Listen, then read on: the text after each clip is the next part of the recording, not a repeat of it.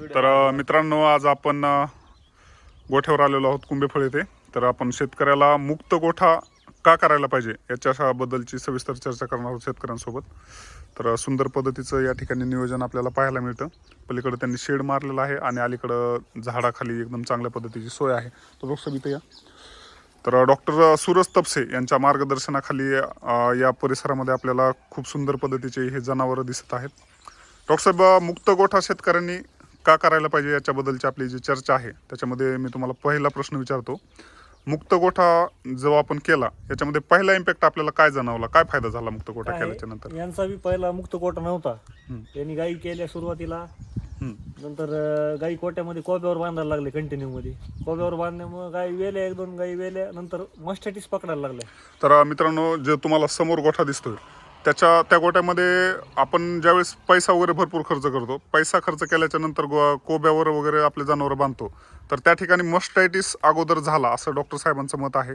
तर डॉक्टर साहेबांनी ज्यावेळेस त्यांना सजेशन केलं की बाबा तुम्ही गाई बाहेर बांधा, जसं की जनावरांना एन्व्हायरमेंट चांगलं द्या, तर त्यांना पहिला इम्पॅक्ट मस्टायटिसवर आढळलेला आहे. मग कसा फायदा झाला म्हणताय मस्टायटिसमध्ये? मस्टॅटिस व्हायला लागला, ट्रीटमेंट केली, राहायचा. नंतर परत अजून 8 दिवसांनी म्हणजे डॉक्टरी खर्च वाढला, मेडिकलचा खर्च वाढला, मेडिकल वाढायला लागलं. त्याच्यामुळे यांनी नंतर सजेशन घेतलं किंवा मुक्त गोठा करू आपण.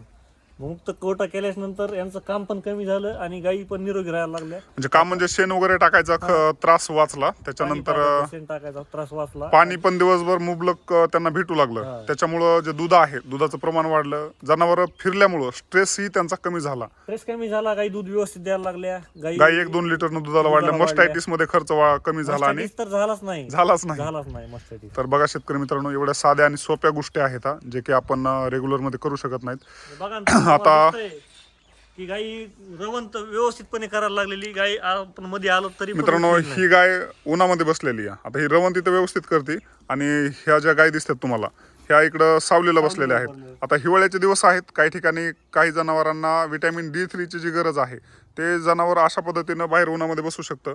आता पाणी जास्त पिल्यामुळं दुधालाही चांगली गाय राहते आणि दुसरी गोष्ट विटॅमिन D3 भेटल्यामुळं जे कासाचं जे काही अडर डेव्हलप होणार आहे ते चांगल्या पद्धतीने अडर डेव्हलप होणार आहे आणि फॅट एसएनएफला पण चांगला फरक पडलेला आहे यांना. गाय दुसऱ्यापाशी फक्त 15 लिटर दूध देत होती, तर आज गाय विली. आज विळून हिला एक 17-18 दिवस झाले, तर आज ही गाय यांच्यापाशी 20 लिटर दूध द्यायला लागली मुक्त गोठ्यामुळे.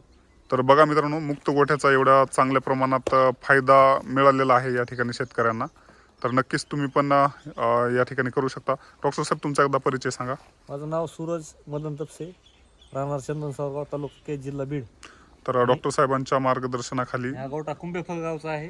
हा गोठा कुंभेफळ या ठिकाणी आहे. धन्यवाद डॉक्टर साहेब.